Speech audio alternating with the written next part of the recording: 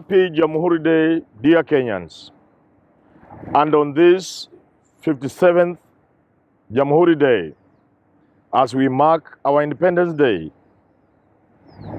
I think it is in order that we reflect. Indeed, we must reflect so that we don't over-celebrate or we don't over-criticize. It's good to reflect, to look back, and to ask one question. Those who loved this country and gave their all, those who sacrificed limb and life, property, and who died for this country, wherever they are, what is their assessment 57 years after independence?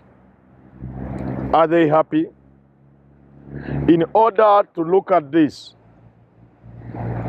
I want us to do so by categorizing the things and the reflection under what I would call the good, the bad, and the ugly. Under the good, there is plenty to celebrate. That we got our independence in the early 1960s, and now in the 21st century, 57 years later, we are still one country. You need not look far to see what has happened to countries around us. Uganda, Congo, Somalia, Sudan, Burundi, Rwanda, name it. They have gone through turmoil and civil strife. We have been intact as one people. We thank our God for that. Under the good, there is the achievement we have made as a people. We have managed to deal with ignorance by having education, by establishing schools, colleges, and universities that are an envy of our neighbors and indeed the entire region and continent. The health sector has not been left behind. We have wonderfully managed our health sector with all the shortcomings, even as we dedicate these days to Dr. Mogusu, who died in very hurting circumstances. We have made strides in this sector. Just to share with Kenyans so that we do not overblame ourselves. There are countries in this world, a majority of them, of course, in Africa, where to do a malaria test, you need to move from the village, past the location, past the sub-region, and perhaps you can only get a malaria test done. Simple tests done at a regional or provincial level. Imagine moving from my village in Luombe in Vihiga County to go all the way to Kakamega County, the Faro Hospital, to do a simple malaria test. We have made strides. There's a lot we need to do. We have improved our communication, our infrastructure. We have Starling International Airports. We have a road network that those who died in 1960, if they woke up, they wouldn't believe they're in this country. So yes, we have achieved a lot. We have been politically stable.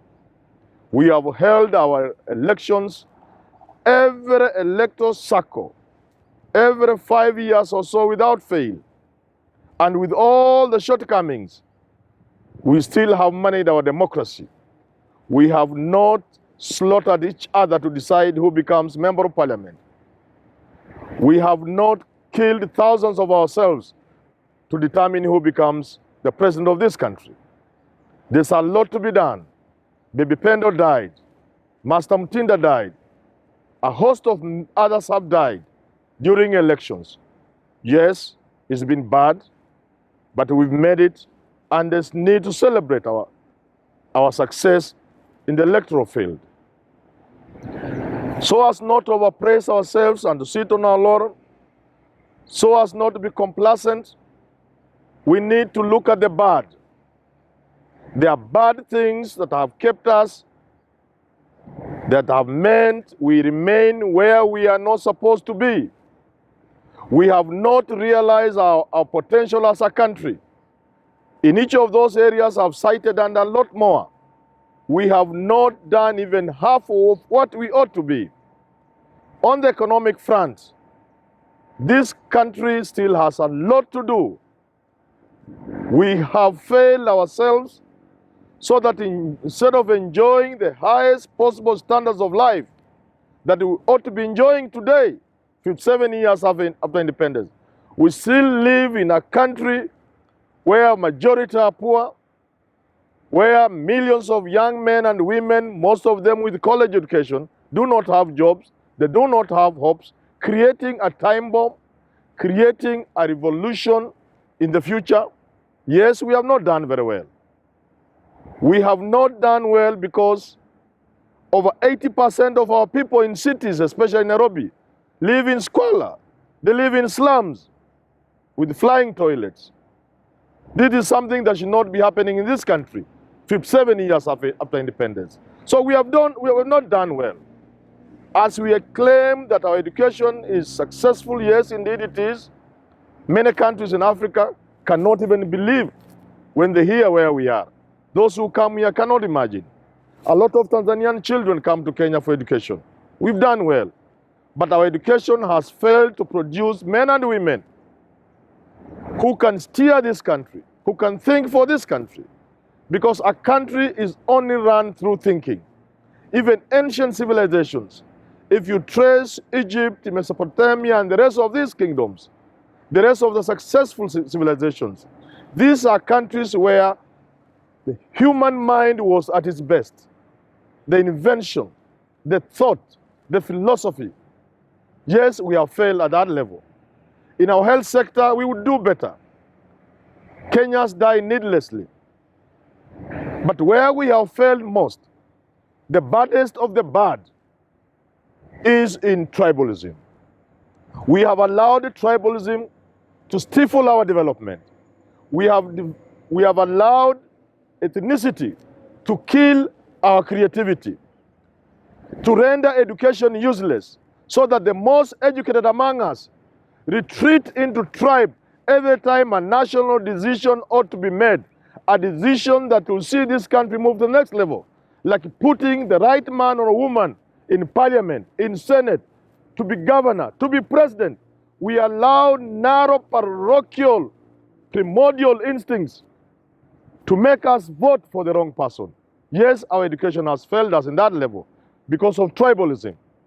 We have also failed at the level of developing ourselves because of pettiness, because of mediocrity. So on this Jamhuri Day, we must agree that our economy will do better, that it can only do better if we stop tribalism and if we stop theft. Indeed, corruption is a world thing. It is everywhere, including the most sophisticated economies. But they do so with moderation.